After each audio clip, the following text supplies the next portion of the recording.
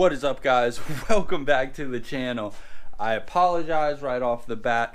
There is some footage from yesterday that I took, and this footage was of me and my cousin doing some work last night.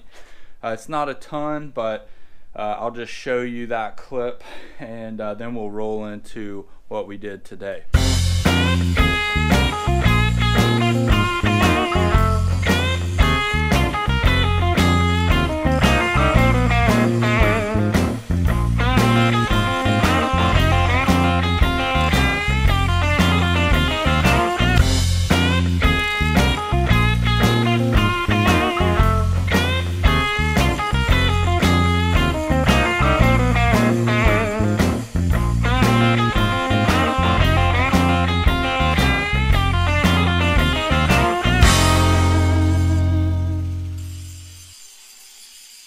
So my cousin is down, and my buddy Josh and Joe, they both came with them. They're doing a side job somewhere else on a HVAC system, so they're not in here right now, and so it's kind of me right now. They're coming later to help out. But look what just came in the mail. Oh goodness.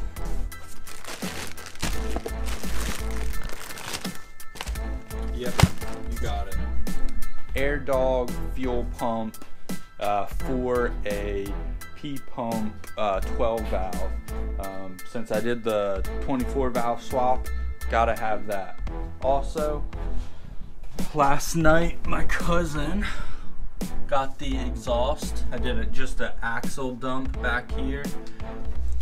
For right now, it's out of 3-inch exhaust because 3-inch piping, because that's what I had access to. But eventually, I'll switch it to probably 4-inch. And what we did last night also was we had to twist the axle up for the angle, and we tacked it into place, and I needed to get 2 more U-bolts, so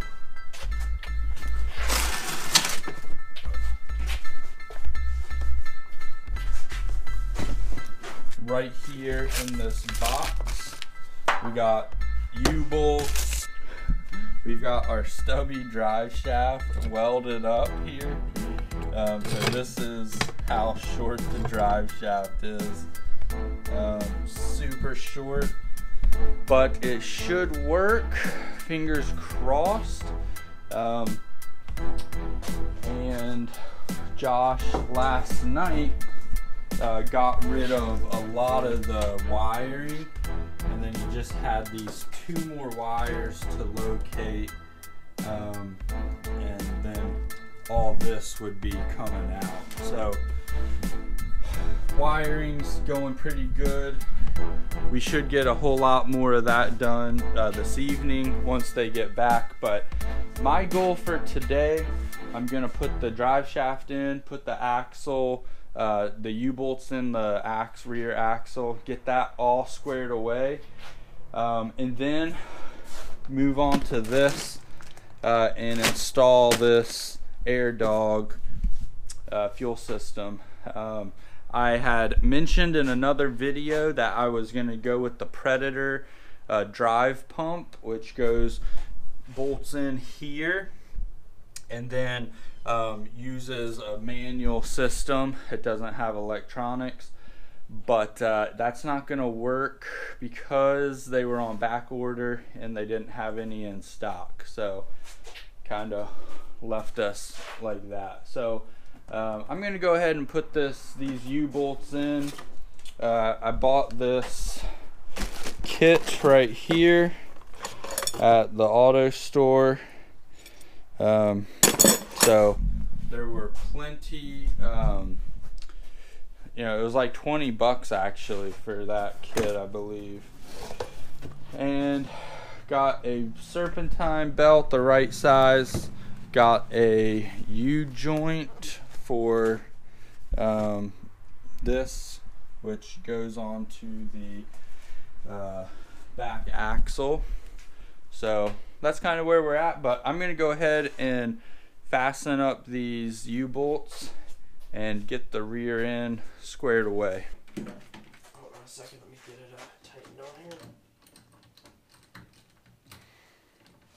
Okay. Killing the starter. Actually, you guys took the other. I didn't do anything with the starters, but it was hooked up. You have one wire, the hot wire going One to the big starter. old fat daddy wire, yeah. Okay, as long as you have that hot. Go bumper to key on. Ready? Yeah. Got pump. Okay. Ready? Yep.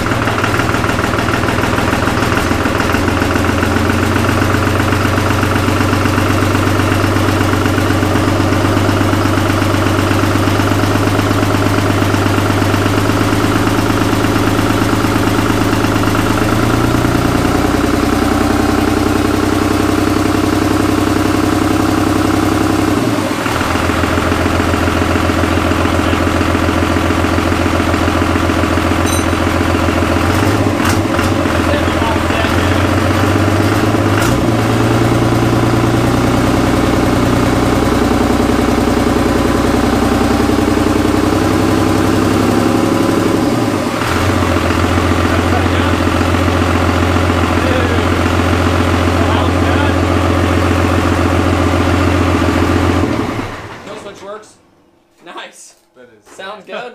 Had me a little concerned at first. It was a little choppy sounding, but they sound so funky pulling intake air too. Dude, I'm so stoked the people. I know, me too. Start That's it like up the biggest again real factor. quick. Should sound pretty good now that it's got.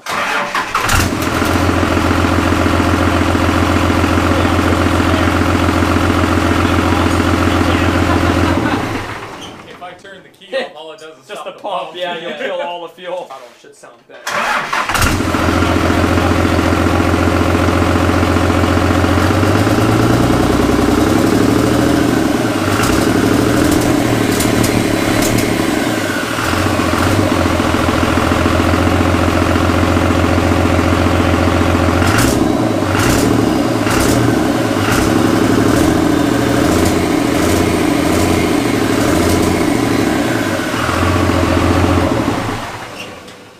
It's leaking out of the bottom side. As you guys saw from last night's quick footage, we did get the Cummins running actually. So this old girl is running. Everything, the P pump is good. So I'm super stoked that that worked. I am going to real quickly run through what we did because every time my friends and my cousin comes down, I say I'm gonna video record as much as possible, and we're just too busy for me to record it all. So what I'm gonna do is show you guys what we did. My cousin, I'll crawl under here. My cousin got the exhaust welded up. It's a 3-inch for now. I got the drive shaft made super short. I'll cover that in another video. And we've got the air dog system, and we're running to the sump down below. So let me run you through how this P pump actually works. So this right here, where is it? Right here. This is your kill switch for the pump. Forward is on, all the way back will shut the pump, shuts the fuel off. So when you go to start this, it goes forward.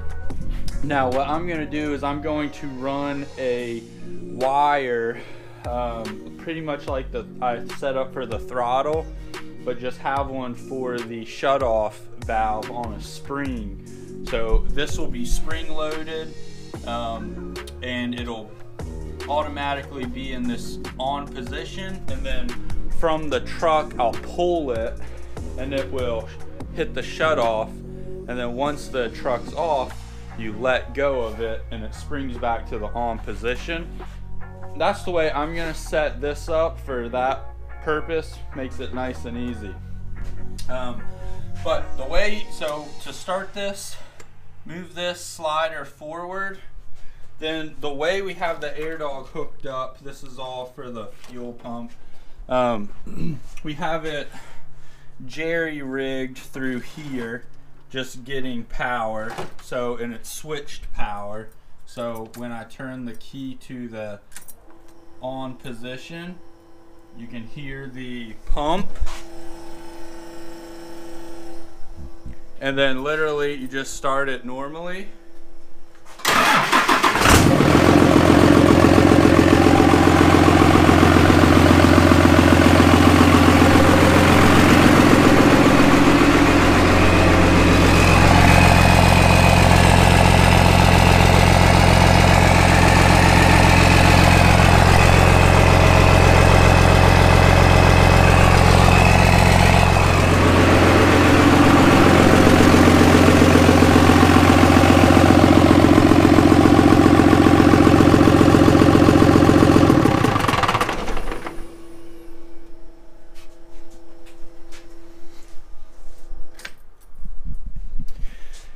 And there you have it. So, super excited.